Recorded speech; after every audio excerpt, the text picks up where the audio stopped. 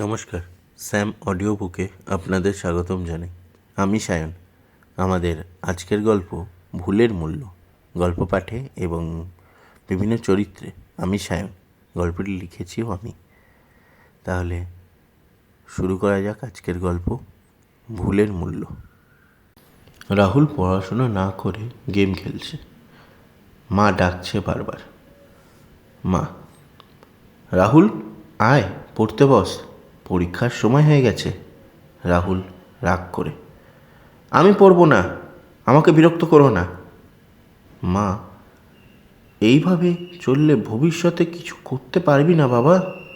রাহুল চিৎকার করে বলে, ভবিষ্যতের কথা শুনতে শুনতে কান পেকে গেছে, আর ভাল লাগছে না। এই করতে করতে কিছুক্ষণের মধ্যে বন্ধুরা আসে, রনি ও সুমন। বাইরে থেকে রনি ডাকে, আরে ছাড় মাকে, আয় বাইরে ফুটবল খেলি।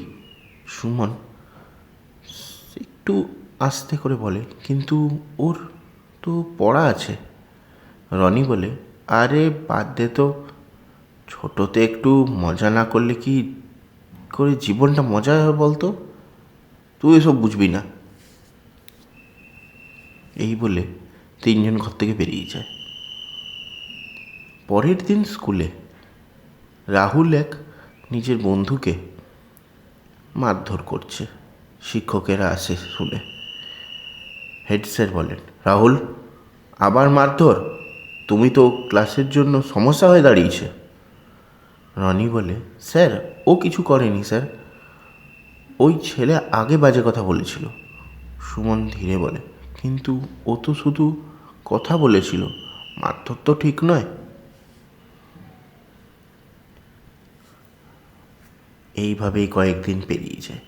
রাহুলের যে সকল বন্ধুরা থাকে তারা আস্তে আস্তে তার থেকে দূরে চলে যায়।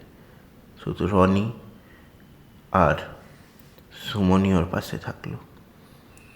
সুমন তো অনেকবার চেষ্টা করেছিল ওকে ভালো পথে নিয়ে যাওয়ার, কিন্তু রনি ছিল এক দুষ্টু ছেলে। তার জন্য বদমাইশি করাটাই আসল কাজ।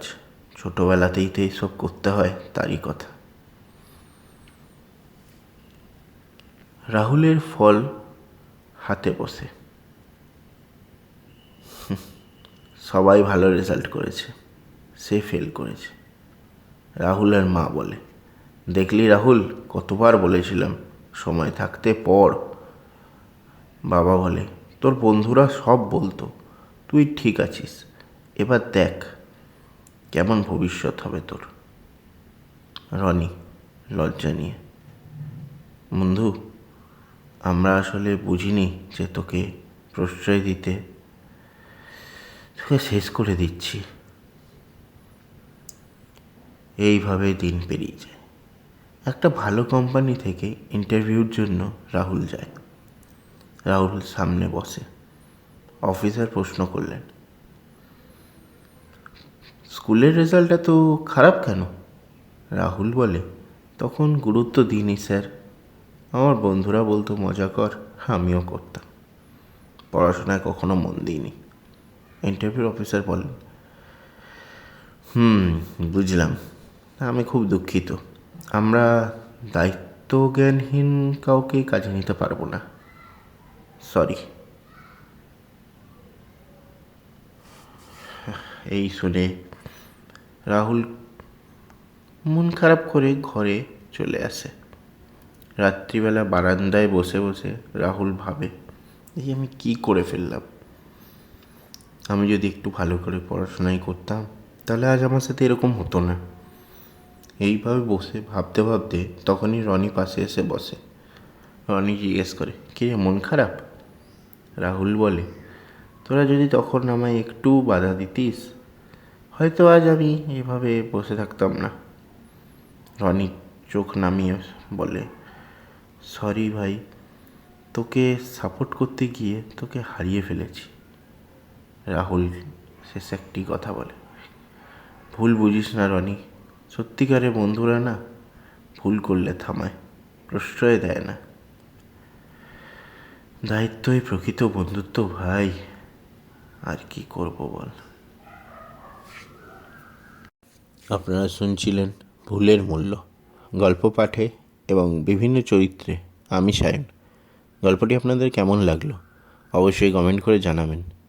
আর এই রকম আরও গল্প পেতে আমাদের চ্যানেলটি সাবস্ক্রাইব করে পাশে থাকা বেল আইকনটি প্রেস করে দেবেন। আর আপনাদের কাছেও যদি কোনো গল্প থেকে থাকে আমাদের সাথে যোগাযোগ করুন, আমরা আপনাদের গল্প স্যাম অডিও বুকে আপলোড করব।